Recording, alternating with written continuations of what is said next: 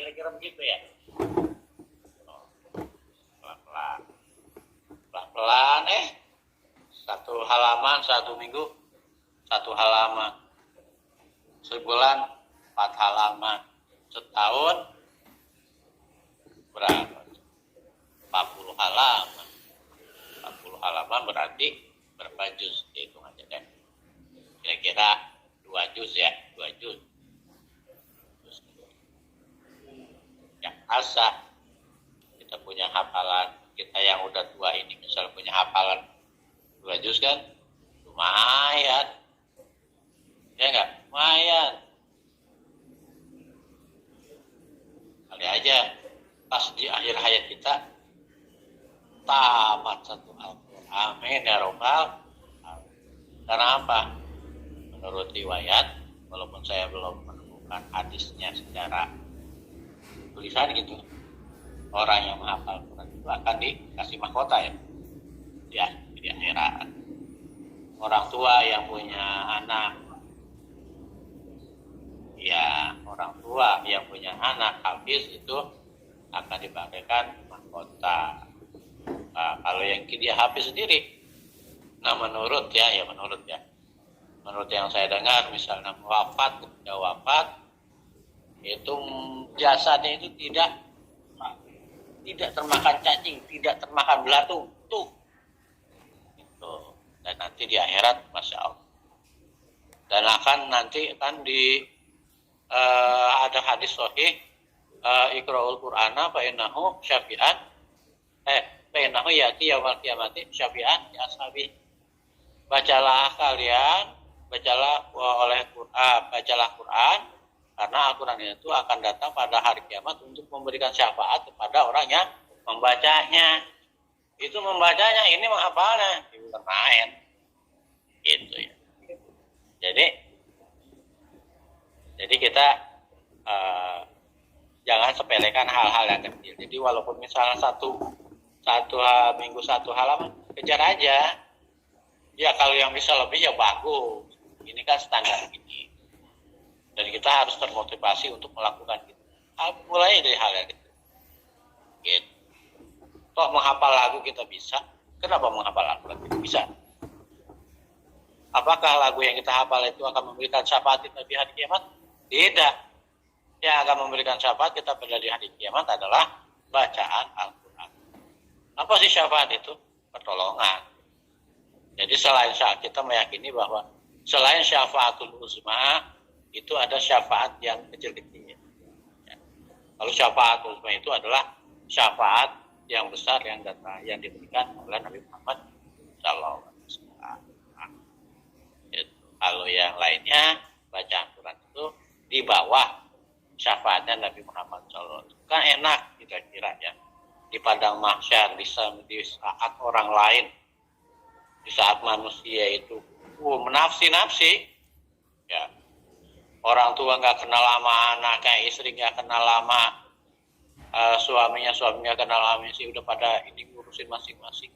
Nah pada saat itu kalau banyak syafaat yang kita dapatkan kan enak banget, itu enak banget. Kalau ngasih syafaat, kan enak daripada di padang mahsyar si anu nagih puteng deh habis. Yang enak hidup itu matahari ya katanya panas banget kan begitu. Yang sono nagih utang, sini nagih utang, sono nagih utang. Yang ngasih syafaat enggak ada. Amin. Kita lanjutkan. Yang bagi dan seyogianya ayat tadi memulai bisain, memulai sesuatu yakunu akrobu yang dekat ilal fahmi kepada si fahmi.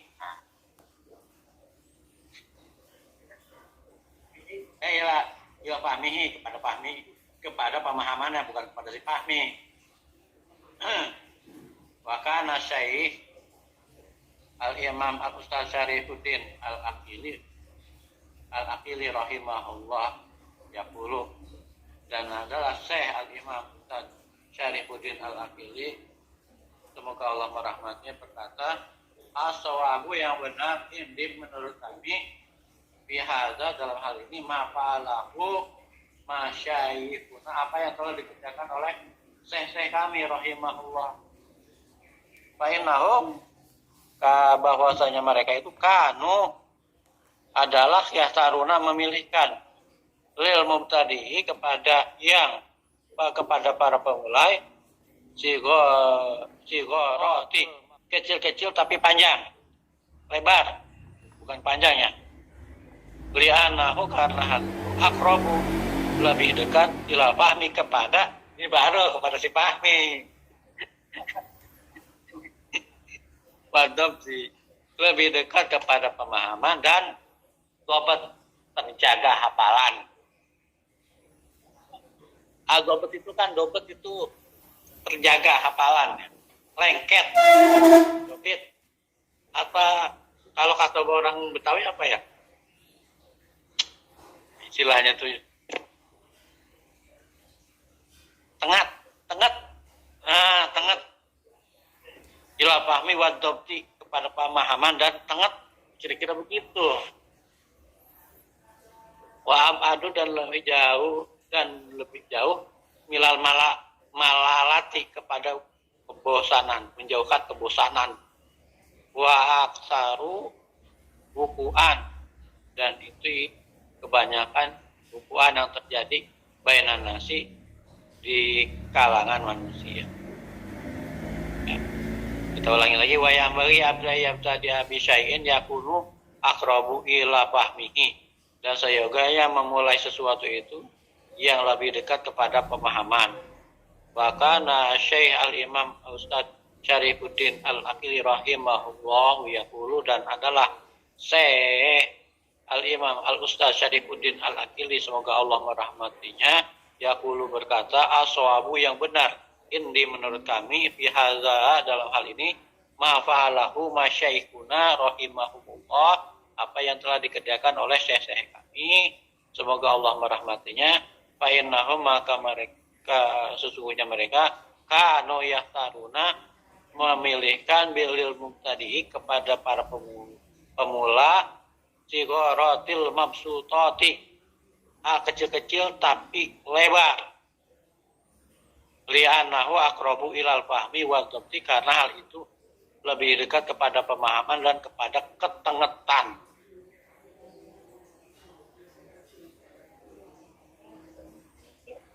Wa abadu, dan lebih jauh minal malalati dari menimbulkan rasa bosan.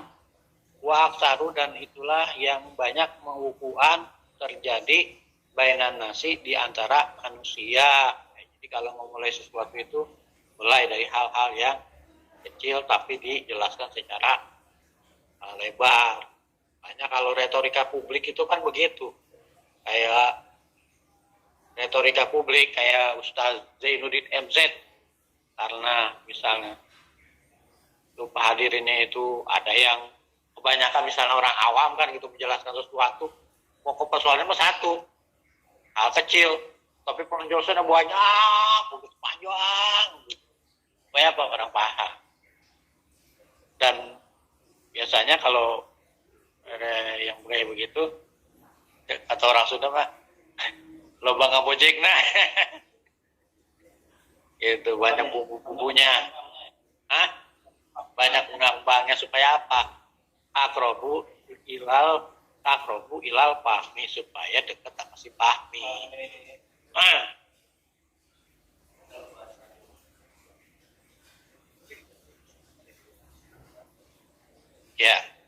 Ya, ini karena kaitannya dengan hafalan, teman, kaitannya dengan hafalan. Karena kan memang juga banyak pelajaran itu dihafal ya, terutama untuk para pemula itu yang memang banyaknya hafal. Ya.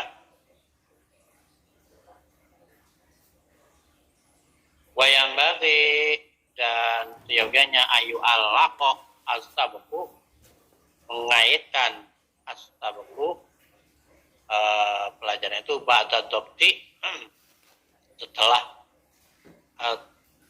tengat wal i'adah, dan memulai kasiron, mengulang-ulang i'adah kasiron banyak.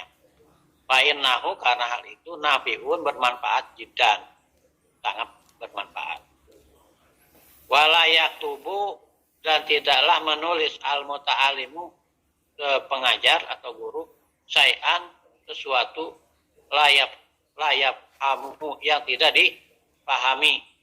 Fa'innahu, karena hal itu yurisu, akan mewariskan kalalah atau rasa malas, rasa jenuh pada hati, wa yuzhibul fatonata, dan menghilangkan kecerdasan, wa yudayyi'u awqatahu, dan menyanyiakan waktu. Jadi memang dalam hal pelajaran itu kita orang pengajar sebaiknya tidak menjelaskan atau menulis sesuatu yang yang tidak dipahami, gitu.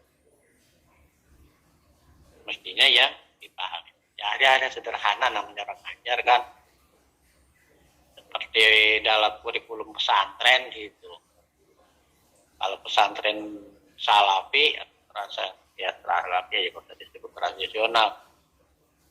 Memulai itu ilmu nahu biasanya dengan dunia. Setelah itu disambung imriti dan seterusnya. Kenapa? Karena jurmiyah itu penjelasannya simpel gitu. Imriti beda lagi, udah naik, dan ujung-ujungnya Pak Alfiyah. Dalam pelajaran bahasa, Alfiyah itu setahu saya itu namanya basic, advanced, intermediate, advanced. Advance-nya itu tingkat akhirnya. Orang belajar Alfiyah nggak mungkin gitu kan. Orang pertama kali baru mau belajar nahwu shorof udah dikasih Alfiyah. Qala Muhammadun wa ibnu Maliki Ahmadur Ramilah Hayrul Maliki. Ya udah udah apa? Belum bisa baca bahasa Arab, udah belajar bahasa Arab, nahwu shorofnya pakai syair. Lah yang udah belajar jurmiyah, mutamimah aja atau imriti aja dikasih Alfiyah belum tentu paham. Ini masuk udah kasih Alfiyah, ayo baca kalau Muhammad. Ini. Kemudian juga kalau fikihnya itu misalnya standarnya itu orang mulai dengan pelajaran Sapina. Habis Sapina dilanjutkan dengan matan takrib, dan seterusnya. Enggak ujung-ujung dikasih Fathul Mu'in, lebih orang. Itu kalau di kurikulum pesantren, pesantren tadi salafiyah. Nah kalau pesantren modern beda lagi. Biasanya nahwunya pakai nahwu wadi 1, 2, 3 untuk ibtidai, ditambah dengan nahwu wadi, sanawi dan sebagainya. Itu urutannya. Kenapa? Itu sesuai dengan perkembangan nalar, kosakata. Ya sama juga dulu kita waktu belajar Latin, semuanya di generasi 70-80 belajar bahasa itu dari Sabang sampai Merauke apa? Ini Budi, ini Bapak Budi, ini Ibu Budi, Iwan adik Budi, Wati kakak Budi. Cuma bapaknya nggak pernah disebut, siapa nama bapaknya, ibu nggak pernah. Nah, belum kita sempat tanya siapa bapak ibu sama bapak sama emaknya si Budi. Setahun yang lalu penulis Ibu Budinya meninggal. Jadi nggak ketahuan bapak sama ibunya si Budi itu siapa. Gitu. Kan yang ketahuan adiknya sama kakaknya. Gitu. Itu kita baca kan dulu saya madrasah di sini kan tuh. Wah, waktu gua sebut nama ini Ibu Budi, ini Bapak Budi, ini Ibu, ini Budi, kan gitu. Makanya juga sama ya. Nah itu dari Sabang sampai Merauke aja belajar. Tapi sekarang udah nggak lagi. Kalau yang sekarang itu nggak mengikuti skematika yang ada dalam kitab Ta'lim Ta'lim. Coba, anak kelas 1 sekarang udah apa? Apa yang dimaksud dengan, coba aja, nggak ada pelajaran dasar membaca lagi. Udah masuk teks. Dianggap bocah itu udah ngerti. Kenapa? Karena katanya belajar calistumnya udah TK. Salah. Pendidikan sekarang itu boleh dibilang salah. Mestinya TK itu tidak belajar calistung. TK itu hanya bermain. Main, nyanyi-nyanyi. Balonku ada 5. Nah, tuh. Main, ayo anak-anak main perosotan, main. Ayo kita main basket, main. Hah? Ya Power sama saya sama aja. Tapi, hah? Iya. Ya pokoknya sebelum anak umur 6 tahun, 7 tahun, itu nggak boleh sebenarnya. Nggak boleh belajar baca tulis. Nggak boleh. Nggak boleh karena belum masuk. Masanya masih main. Dunia anak-anak. Jadi pendidikan sekarang itu merampas hak anak untuk bermain. Dan belajarnya anak itu adalah bermain. Bermainnya anak adalah belajar. Iya, 6 tahun, 7 tahun. Pas 7 tahun baru boleh belajar calistung. Di Amerika juga begitu. Coba. Kalau kita baca buku-bukunya Amerika. How old you? I'm 8. Berapa? Dulu kelas berapa? Itu pelajaran kelas saya dulu pernah pakai buku pelajaran bahasa Inggris dari bukunya buku Amerika. Kelas 2, how old you? I'm 8. Berapa usiamu? 8 tahun. Berarti 8 tahun baru kelas 2. Jadi di Amerika kelas 1 juga 7 tahun, kelas 2 8 tahun. Sebelumnya itu nggak boleh anak itu belajar calistung, bermain. Nah, SD kelas 1 baru belajar membaca. Ini Budi A, B, T, B, T, B, T, B, T. Ah?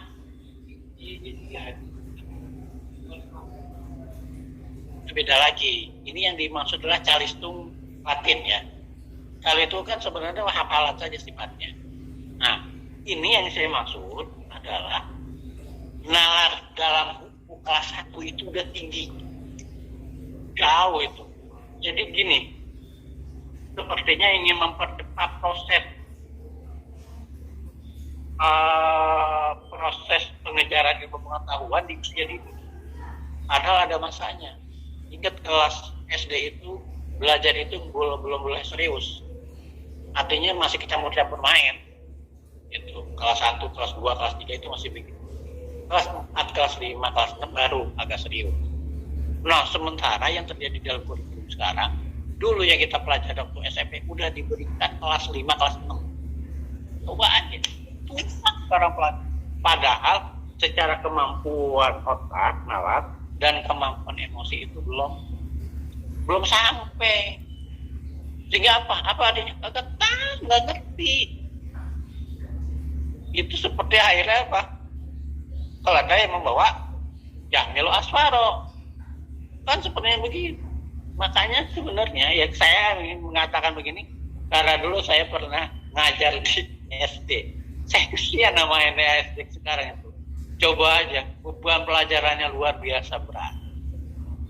Kemudian bukan cuma itu, tasnya itu isinya berat, apa aja ada diisi. Jadi orang anak TSD sekarang kalau mau ke sekolah itu udah kayak mau camping. Itu semua dibawa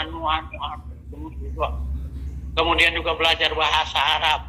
Kelas 1 udah menjodohkan kalimat yang satu dan kata yang satu dengan kalimat. Gak baca aja belum bisa, udah disuruh mencocokkan apa namanya kitabun, cocoknya dengan apa ya. Kata si Neng, lemahnya juga kagak ngerti, si Nadine suruh nyocokin begitu. Katanya belum bener. Sok-sokan, saya katakan begitu. Kenapa? Saya pelaku, saya ini guru SD, tahu berapa tahun yang lalu. Jadi saya tahu kalau saya ngomong begini. Kesian, kan begitu. Mestinya diajarin dulu. demikianlah. Artinya apa yang terjadi itu secara psikologis nanti akan bahaya. Kenapa?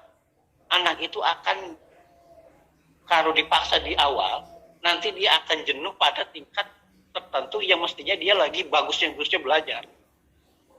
Iya, ya kan misalnya kayak motor di awal dibubek, wah, belum waktunya rusak, udah rusak begitu. Otak manusia belum waktunya dijejelin pelajaran-pelajaran yang tinggi, udah dimasukin pelajaran yang ini. Arti akhir pada waktu misalnya dia usia SMP, SMA, pada waktunya dia itu lagi semangat belajar, udah turun. Karena apa? Digeber di awal. Gitu. Kenapa itu terjadi? Wallahu a'lam. Kenapa? Yang saya tahu, pusat kurikulum itu diisi para guru besar yang tidak pernah ngajar SD. Awalnya dari situ, hormatilah guru SD dan TK. Semua guru harus kita hormati. Tapi berikanlah apresiasi lebih kepada guru TK dan guru SD. Ya Allah. Saya dulu ya, maaf. Kelas 2. Cerita aja ya. Bang, apa? Saya lihat. Masya Allah. Sekolah. Akhirnya nggak mau kita urusin. Ayo, kita bawain ini kita ganti. Kelas 2. Masa kelas 2 ya kan? Dia namanya kelas 2 ya wajar gak wajar juga. Terus ada lagi, ya Allah, ini masih cerita. Wow, saya kata apa? Di pojokan. Ya Allah. Kelas 2 itu loh. Jadi itu kondisi guru SD. Jadi guru SD itu ngalahin profesor. Kenapa? Karena yang ngajar itu bukan ini. Pakai ini. Sakit, Pak. Sakit. Ya mau nggak mau, ya namanya di sekolahan. Kita mau. Udah. Jadi hormatilah guru, terutama guru TK dan SD. Buat DKI kan begitu. Di bawah 6 tahun nggak boleh masuk, baru bisa diterima di SD. Tahun kenapa?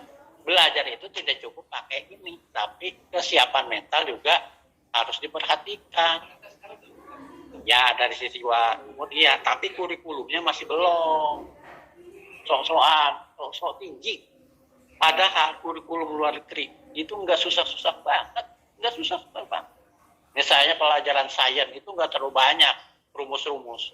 Pelajaran sains IPA banyakin praktek, bawa ke laboratorium. Misalnya judulnya tentang massa jenis, nggak banyak cerita. Massa jenis di kelas, massa jenis ada begini. Ayo kita ke laboratorium, banyak kan di laboratorium. Yang nama aku massa jenis kayak begini. Itu beda dengan kita yang saya alami.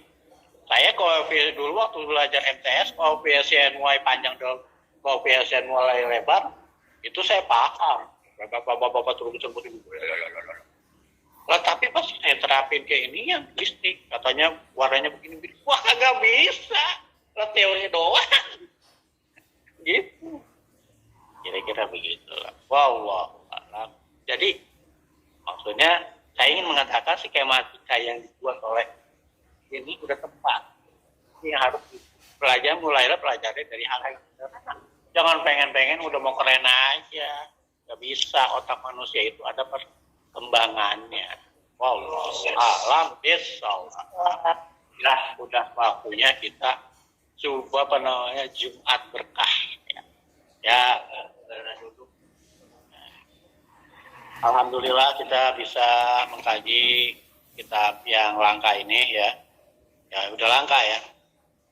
Udah langka, klasik tapi isinya bagus.